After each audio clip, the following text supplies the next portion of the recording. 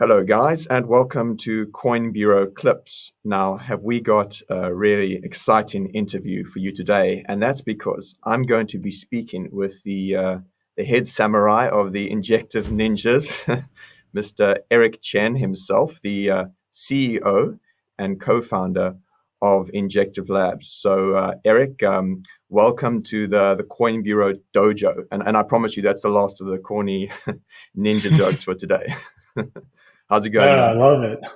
Yeah, Doing yeah. great. Thank you so much for having me. No, man, it's great to have you here, man. So I think let's kick off, Eric. I mean, obviously, what sometimes it's always great to hear from people who build in such transformative tech in the crypto space. How they came to crypto and what started them on their journey and why they're doing what they're doing. So I'd be curious to learn more about how you got involved in cryptocurrency and your why you got involved, and how this eventually, translated into you founding Injective Protocol or from Injective Labs. Yeah, so I think there are probably three main things that were contributing factors to my journey that led to the start of Injective.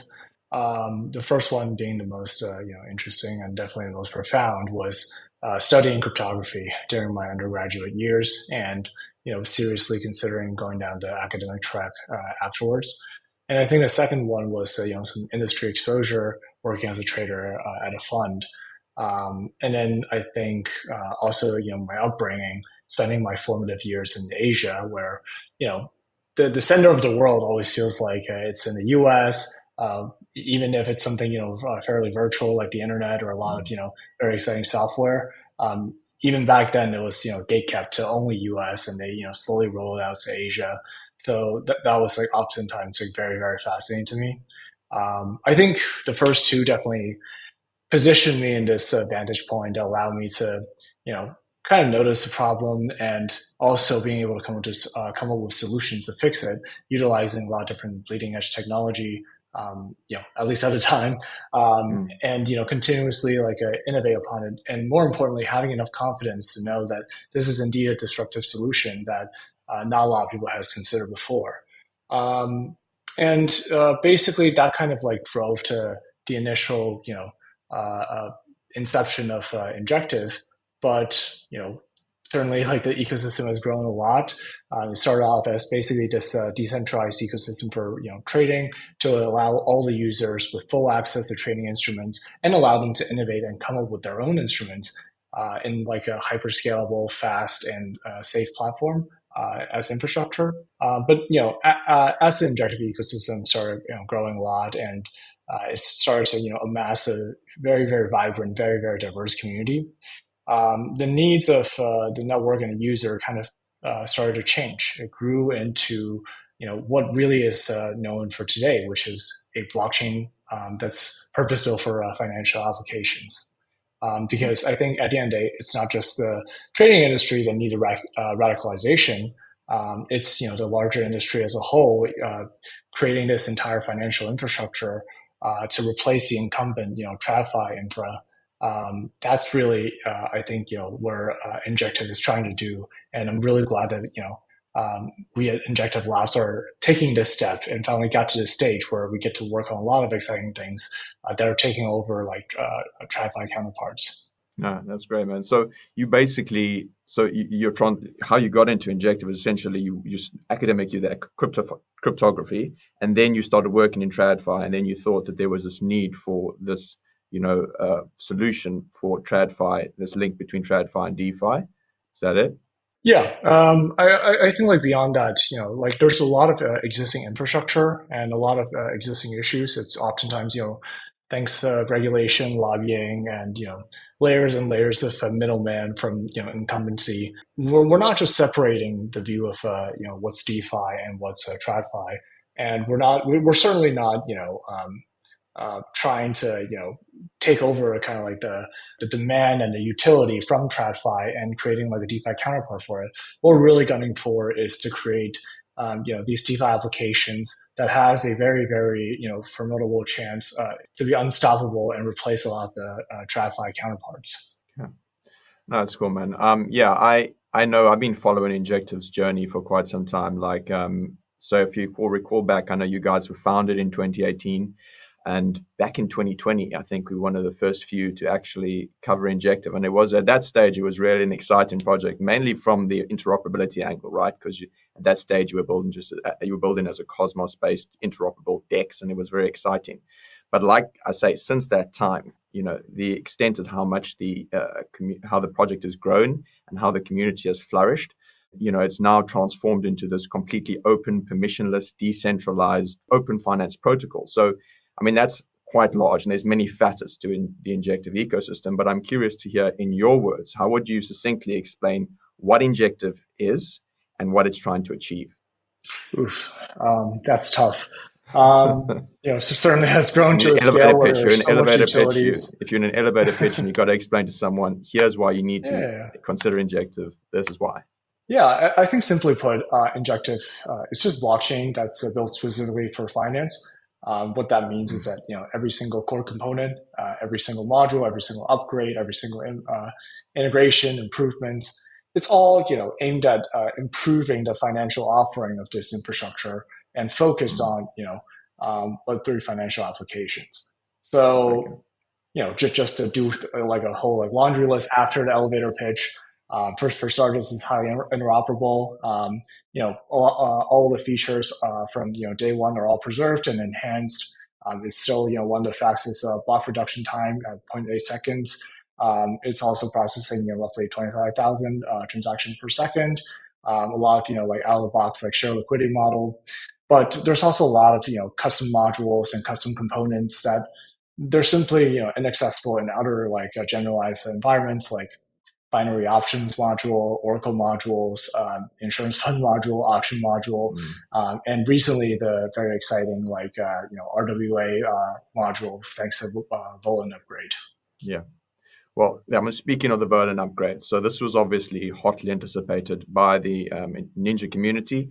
It was one of your most important updates to date. Well, that and gas compression, but we'll get to that in a bit, which happened about a month ago. So obviously you've mentioned the RWA module, but are there other really important upgrades that came with Volan that you wanted to talk about, and how would they impact on the Injective protocol? Yeah, so I think this is part of there is a common theme within this Volan upgrade, and that's typically and generally aimed at institutional adoption and advanced financial operating and advanced financial product offering, and basically a lot of features beyond just the RWA module are all coming hand in hand to kind of address that need. So first of all, there's the interoperability expansion by implementing a lot of the state-of-the-art IBC communication upgrades. It basically allows for package forwarding middleware. It basically allows for a lot of the automation that happens within a multi-chain world for any IBC compatible chains. There's also a very very interesting and in our opinion exciting feature which allows for the enterprise API to significantly reduce latency by up to 90%, along with basically an efficient order cancellation and order update model by allowing users to basically group them based on a certain ID. And of course, there's a lot of very interesting token economics optimizations, enhancing the deflationary mechanism within the token itself to balance with the overall staking economics, and also and to improve the dynamic relationship between the burn to make it more diversified to factor in the overall ecosystem growth, I think they all come together for this very very exciting kind of upgrade. Yeah, the enhanced auction mechanism for the burn mechanism is actually like the whole meme about ultrasound money and how the ninjas and because obviously there's a lot of demand and need and build to build and transactions on the Injective protocol, and you have more fee burns. It's like an ultrasound version of ultrasound ETH on the Injective protocol. Yes, the year 1964 has begun, and to commemorate the new year, we asked some young people how they think the future will look in 60 years' time. What will the world be like in the year 2024? There'll be so many people that they'll have to have an overflow into the sea. I think whenever we have a question, we'll just ask a computer and it will tell us the answer. Everyone will have their own flying car and they'll just be flying around all over the place. Or I may be at the funeral of a computer. I don't think there'll be politicians or anything like that. I think there'll be monkeys, and they'll be in charge. Yes, I think the Coin Bureau deals page will be the place where all the best deals in crypto can be found. No doubt about it. It'll be absolutely fantastic. Because there'll be more cures for the diseases, and not so many people will get sick. Anyone who's got any sense will store their money on their own hardware device where no one will be able to get it. And they'll use the Coin Bureau deals page to get the best discounts on those devices. All dogs and cats will probably be robots by then, and you won't have to take them to the vet or anything, really. I think when you sign up to an exchange on the Coin Bureau deals page, you'll get discounts on trading fees of up to 60%. It'll be lovely. I expect they will set aside parts of the country solely for recreation. One day, the Coin Bureau deals page will offer up to $50,000 in sign-up bonuses on some of the best cryptocurrency exchanges. I can't wait. I really can't. It'll be splendid. So, there you have it. The year 2024 is going to be quite incredible by all accounts. The future's bright. The future's Coin Bureau. There's nothing you can do to stop it. So I did want to question, or get your opinion on, because one of the biggest, most important upgrades of Volan, as you mentioned, was RWA, and you've alluded to that, or real-world asset tokenization, so this module. And I'm curious to get your thoughts on the whole RWA narrative, right? What is your personal view on RWAs? Because, and the reason I ask this is because, I mean, we've been in this space for quite some time. If you recall back to 2017, security tokens were a big thing, right? There was a lot of platforms, projects that were building like tokenization platforms. There were a lot of exchanges that were building platforms to trade tokenized securities, and they kind of petered out. And then in the 2018 to 2019 cycle, there wasn't any talk of security tokens and whatnot. And, you know, I'm curious is because I've seen a lot of analysis and thoughts around, okay, isn't RWAs just security tokens in another wrapper, another word, another narrative? And why is it that now in this bull cycle and at this particular point in time, real world asset tokenization has potential? So I'm curious to hear what you think about it. Yeah, so I'll answer that in two parts, because that actually is a really, really great question in terms of like why the time is now, and why is it picking up more steam relative to what it was before in 2017 when I pretty much first heard about it as well. So generally, for RWA, it's extremely exciting to me because it's the very, very first time you kind of bridge the gap and merge traditional finance with decentralized finance. It's kind of what the entire infrastructure and the entire utility and all the innovative mechanisms within DeFi are built to address. It's to eventually onboard not just the crypto assets, not just like all the tokens living within the Web3 world, but rather to make it like a compatible and if not more compelling candidate compared to TradFi counterparts for this utility. And that is the reason also why security token back in 2017 and 2018, when it saw its first surge, didn't welcome a lot of adoption, didn't really, really catch steam, and why I think timing coupled with like a very, very important trend is equally impactful. And that's because basically there were limited utility in terms of what you can do with the RWA tokens back in the day. Now with this flourishing, really rapidly innovating DeFi ecosystem, basically there's a lot more utility, there's a lot more potential, and there's almost like an instant place to deploy, to provide liquidity, provide lending capital, to really make this as a showcase for the potentials of RWA and this kind of expansion of offering and utility. Because otherwise, even in the traditional financial world, for the majority of the RWA that's not extremely actively traded, really is just sitting with a brokerage, with a custodian, and sometimes get lent out for like short selling, and that's pretty much it.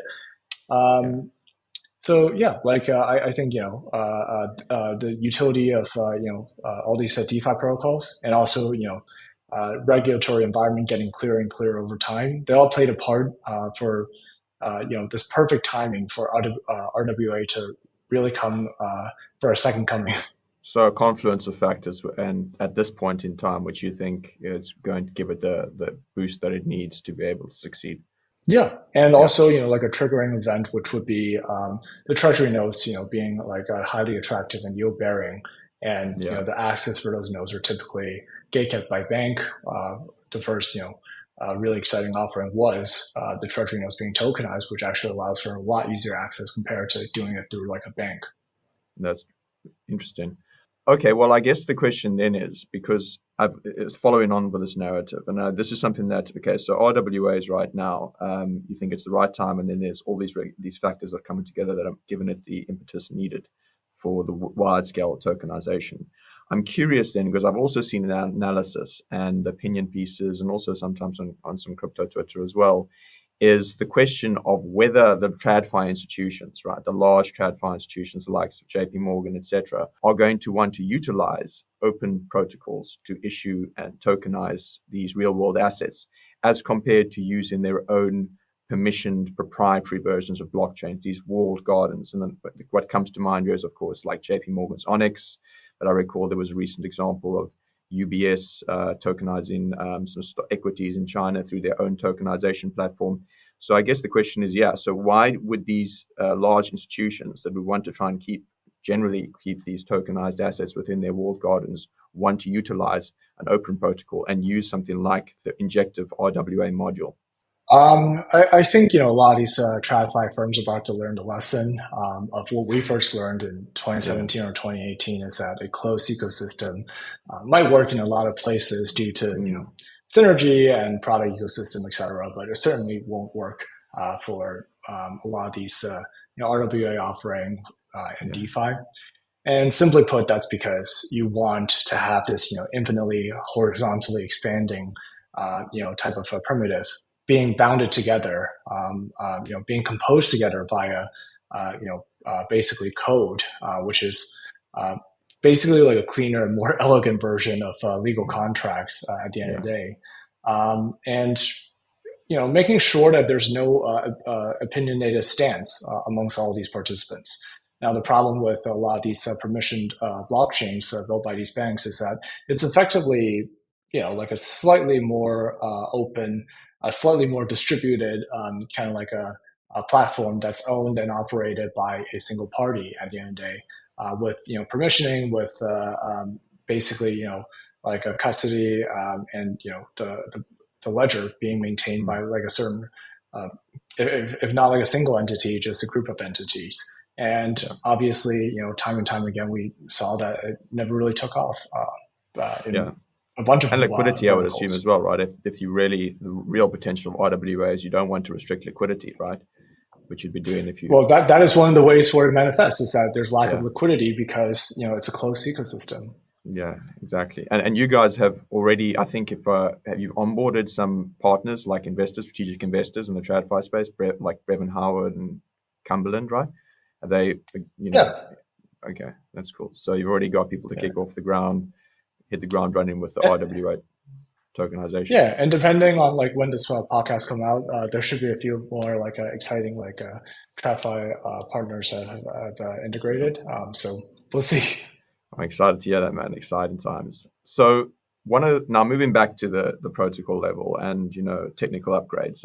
What you recently introduced, one of the largest technical breakthroughs, which is of course gas compression. So I'm curious to hear what impact this has had on the Injective protocol, and how will this make it easier? How will the projects and things building on top of Injective benefit from gas compression? And can you compare it to some other blockchains, for example? Because I remember reading about this it was about a month ago you had it, and I saw some of the stats in terms of throughput and throughput and the issuance costs for after gas compression. It was pretty impressive. So you may want to go through the stats comparing it to other blockchains, but it was pretty impressive. Yeah, of course. So basically, this is certainly one of the most exciting recent improvement within the Injective ecosystem, because I think last I checked, the gas for compression basically makes transaction costs on top of Injective the lowest in terms of all the major blockchain networks. I think a way to contextualize this is minting 1,000 NFTs on top of Injective costs only roughly 30 cents. which is probably give or take like 100 times slower than the cost of Ethereum, and probably 500% lower than some scalability focused chains like Polygon. And I think like this is this is possible because Injective Solana's is like 50%, if I remember reading right. yeah, It's 50% lower than give or Solana. take. Yeah. Because I haven't checked. I don't have the stats off the top of my head.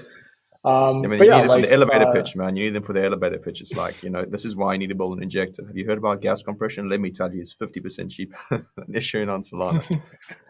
No, this would be great to memorize Yeah. as well. Yeah.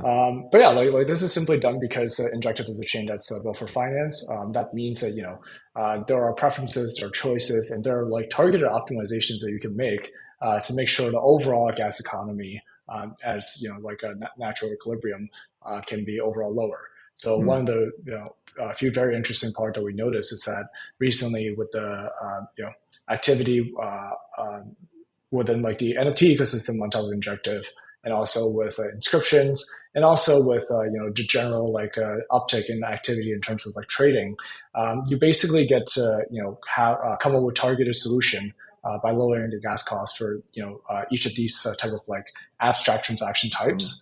And one of the most interesting part, and it actually got introduced to Bolin upgrade, was that with the kind of like optimized like institutional API with the batch operation when it comes to cancellation, that doesn't require like order hash by order hash kind of submission or updating orders. This basically allows for a lot of bandwidth to be freed up for a lot of other type of transactions such as NFTs, etc. And that's what allows for Injective to further lower the gas cost.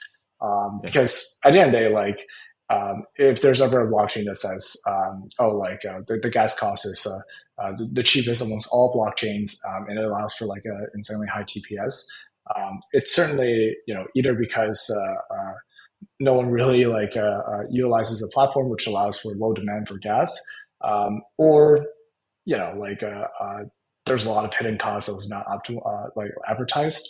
Whereas for Injective's case, there were no fundamental tricks in terms of compressing the overall gas within Injective ecosystem, and by switching lanes and focusing on specifically the financial applications, and also all the active ecosystems and verticals within Injective. This allows for a much more targeted approach. So this is what kind of contributed and made gas compression happen. Okay, cool. Great, man.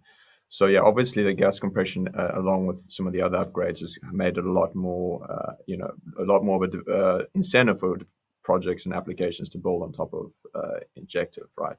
And as I was mentioning in the beginning, right, the ecosystem has blossomed. Like there are so many dApps and projects building on top of Injective, and I mean, off the top of my head, like thinking about Helix, the Dex, Perp Dex, Talus NFT Marketplace, Neptune, Exotic Markets, Black Panther with yield optimization strategies, Dojo Swap, and so there's just all of these projects with varying use cases and unique selling points. But I'm curious, to tell me if you can tell me what are some of the really most exciting projects building on Injective, and what would you want to let me know about them, and what other projects are you looking forward to?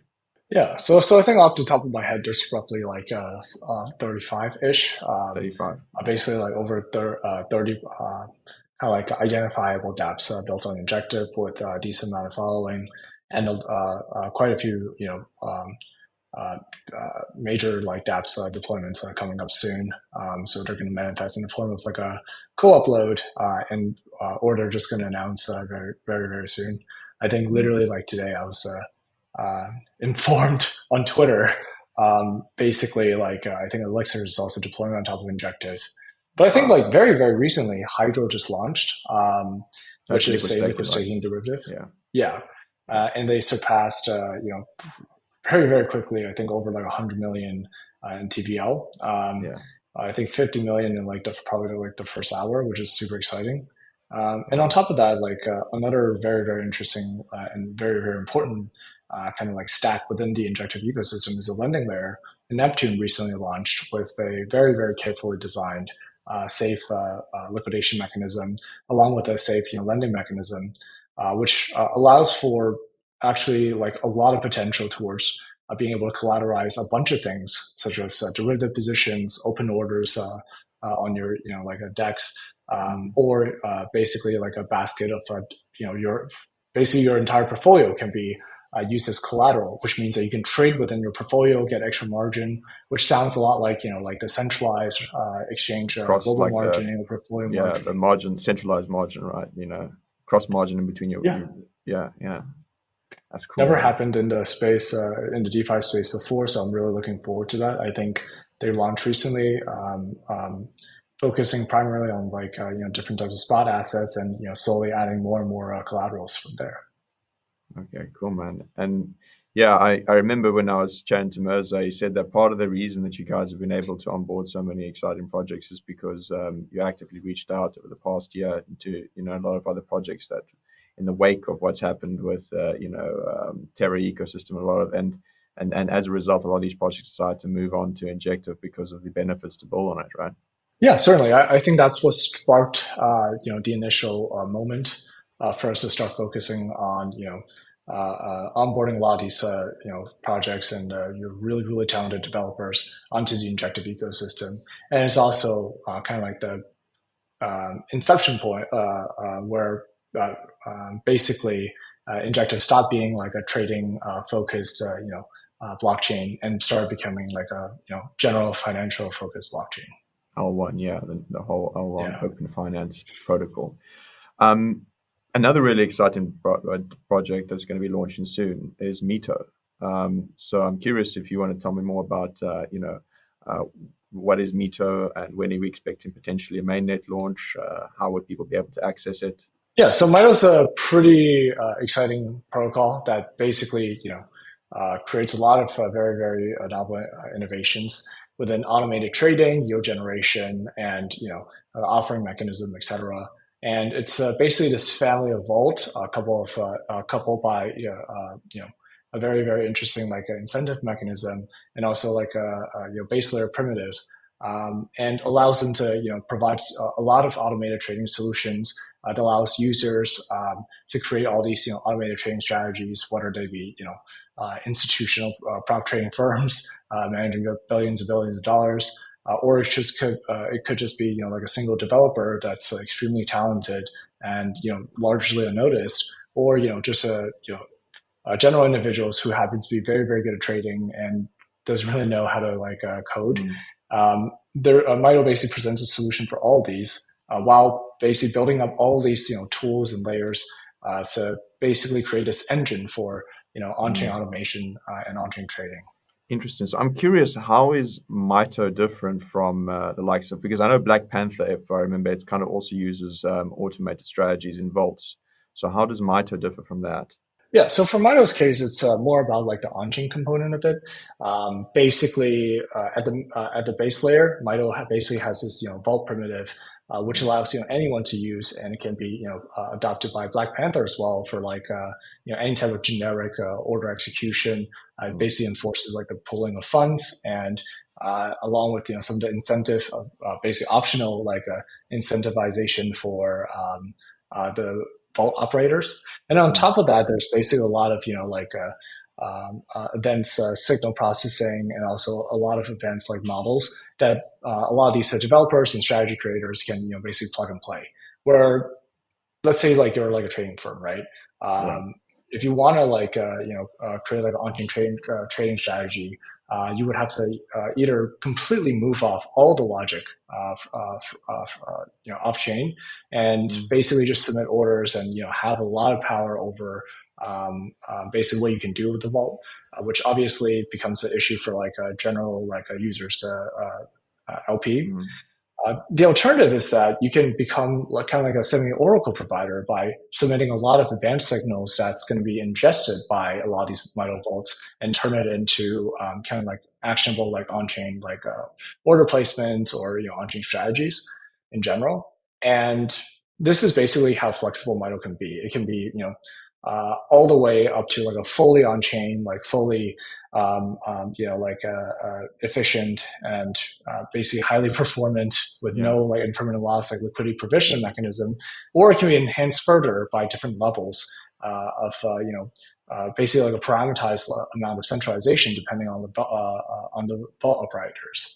So that's kind of what Mito enables. It's basically having the kind of like the first couple of layers of building block for the next generation of highly advanced and highly competitive trading strategies to born. Whereas for Black Panther's case, they are basically like at the very, very top few layers of it, right? They come up with a strategy, they create a strategy, and they can definitely use a Mito vault mechanism, and or they can use their proprietary ones depending on like how restrictive or like what they're looking for. And basically, they can synergize extremely heavily because Mito, being largely on-chain, can't do a lot of things that Black Panther is doing. It probably can't be as reactive. It probably can't dynamically adjusted on the fly. Whereas for Black Panther's case, it does have basically this element that's partially off-chain that allows for all these advantages, but at the same time, might be difficult for them to basically become this very, very quickly deployed vault for like a very, very long tail market that Mito can just do within a single transaction. Okay, got it. So basically, Mito is a lot more customizable, and it allows for people to develop their own strategies. Whereas Black Panther develops these highly customized strategies, people can deploy themselves in the vaults right now. Yeah, exactly. Yeah, got it. Okay, well, I mean, I don't know, depending on when this interview goes out, I mean, when is the mainnet launch, and how would people be able to access it? Yeah, so mainnet launches on February 20th. Okay. The easiest way to access it is mito.fi. Okay, got it, man, got it. I mean, so coming back to the advantages of building an Injective, part of the reason that they do this is because it's a great developer experience, right? Like we said, you guys have had a good track record over the past year, especially last year when you had the massive bear market of onboarding all these developers from other ecosystems. And that's as a result of a lot of the virtual machines you guys have built. So I'm curious as to what are the benefits of building on Injective, and can you talk to me a bit about, for instance, INSVM and EVM? Yeah, sure. So basically, Injective is one of the very few layer ones that has support within this chain for CosmWasm and WASM, EVM and SVM. And for the WASM layer, it's embedded within the Injective core chain. And for the INEVM and INSVM layer, it's done by like a roll-up modular architecture.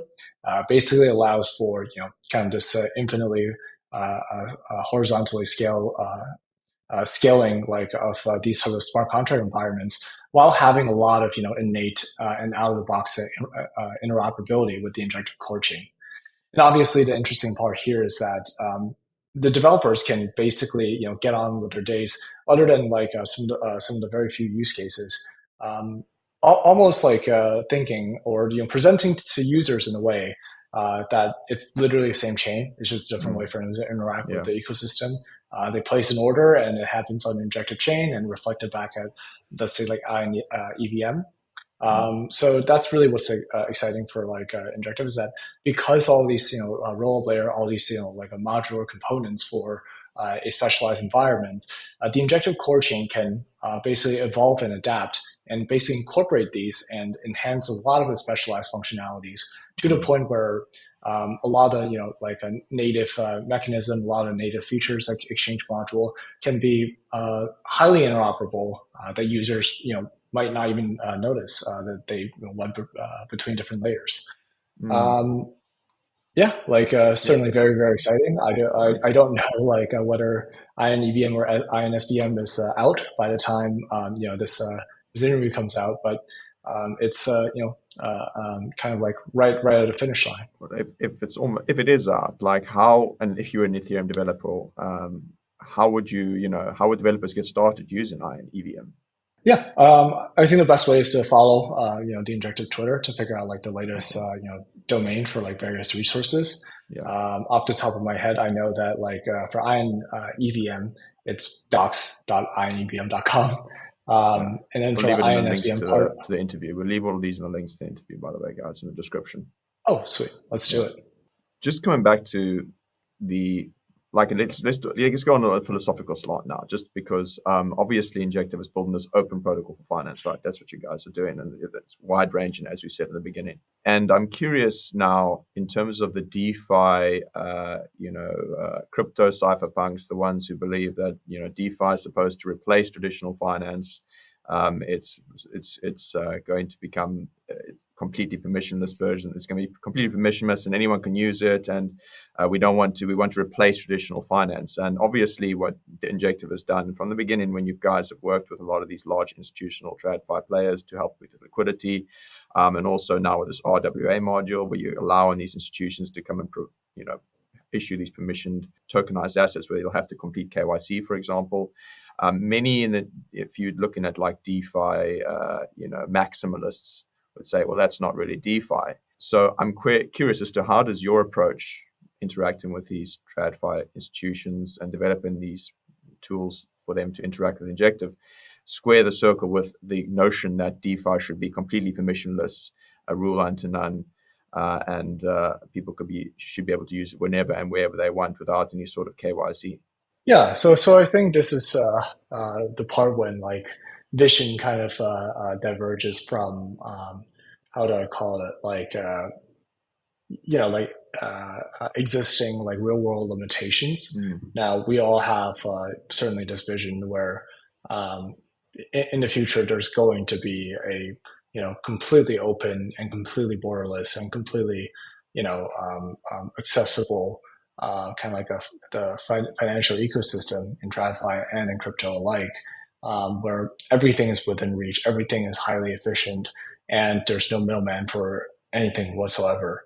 But obviously, with a lot of the existing infrastructure and bringing over like these classes of assets, it oftentimes comes with regulation, oftentimes comes with compliance, and I think it's part of like a greater belief that the Volant upgrade essentially presents a choice instead of basically forcing the institutions to basically say like either go full on open and permissionless or don't bother at all.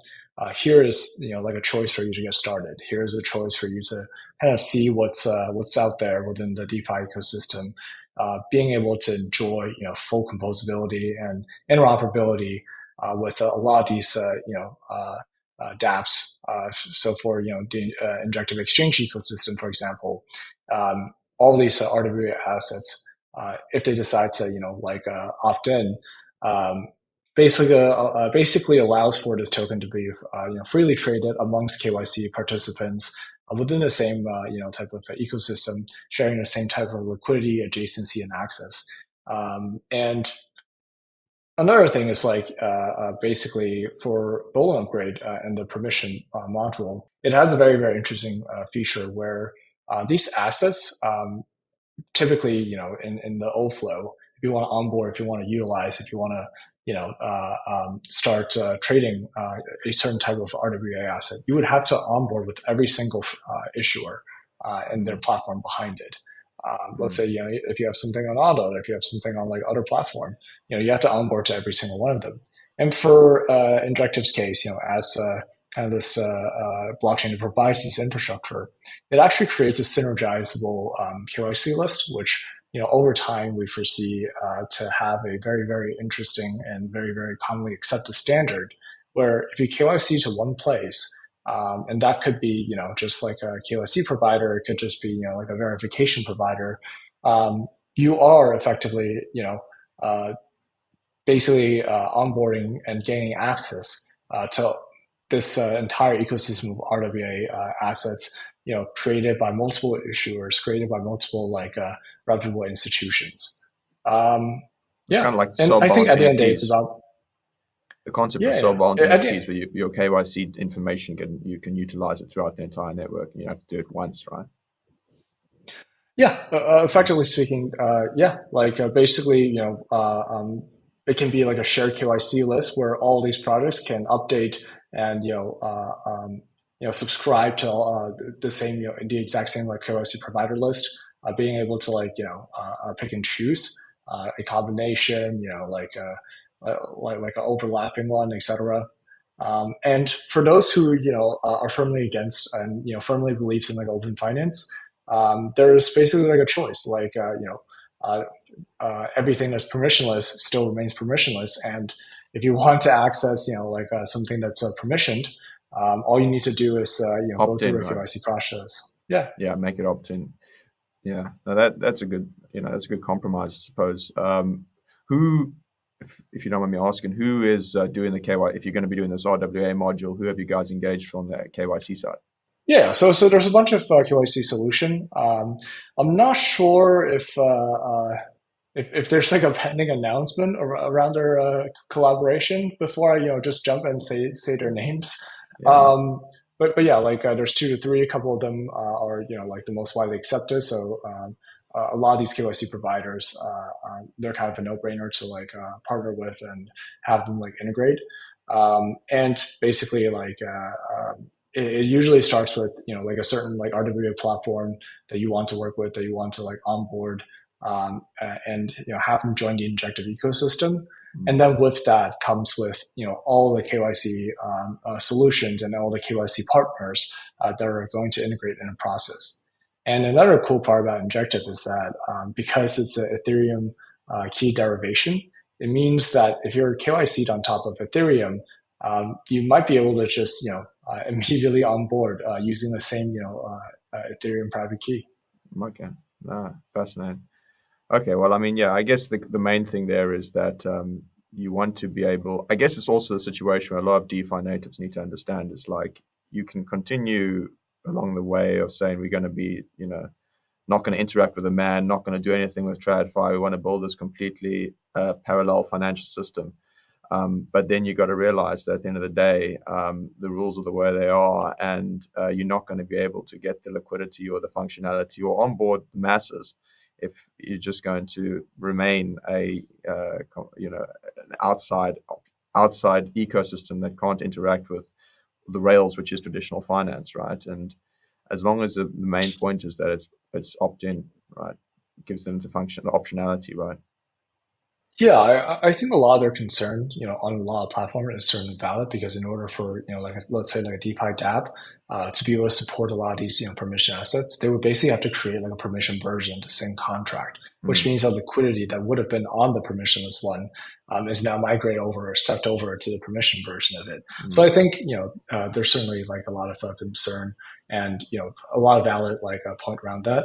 Interestingly, and this is why, Bold Upgrade is such an interesting innovation, is that basically it allows for permission assets to utilize the exact same kind of like permissionless dApp, and also like kind of like open dApps, while retaining the exact same property of permission transferability, and only ensuring that like KYC participants can hold it, can transfer it to someone who's also KYC'd. And that's because of actually a very interesting voucher system that basically allows for, in the event of, let's say, like a transfer fails, et cetera, it basically gets stored in this voucher where like the initiator can actually, claim it back. Okay, so basically, if it's sent to a non-KYC address or anyway, it can stop the transaction and you can reverse it through this voucher system. Yeah, so it's basically reversed.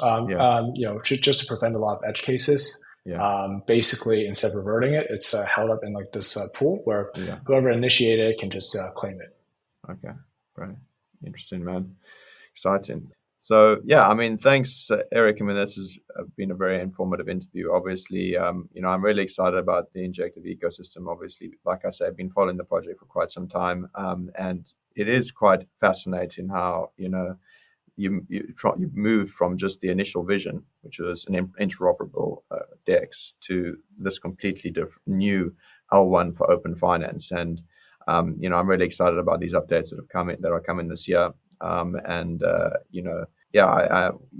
only from the perspective of just actually holding Injective, because I personally hold INJ, but also from the perspective of getting involved in the ecosystem, actually LP in and getting involved with the actual projects built on top of it. So yeah, I mean, you guys built something really great, and I'm looking forward to what the rest of 2024 has to offer. Yeah, really appreciate it. And I No think, worries, man. this is the current stage of evolution for Injective. Maybe the next time we chat, the entire ecosystem as a whole is probably in another stage of evolution. Yeah, maybe, or maybe you're like the only L1 anyone needs to use, and you become the predominant L1. You never know. Thanks a lot, Eric. Speak soon. Yeah, really appreciate it. Cheers, man. Thank you. Well, guys, I hope you enjoyed that interview, but I'd love to hear some of your feedback. Are you an Injective holder, and would you like us to cover it more on the channel? Or are there any CEOs and founders who you'd like us to interview? Please let me know in the comments below. And of course, if you enjoyed this video, please do like, subscribe, and turn on the bell so that YouTube will let you know the moment we hit another upload. Until next time, guys, it's Nick. Cheers.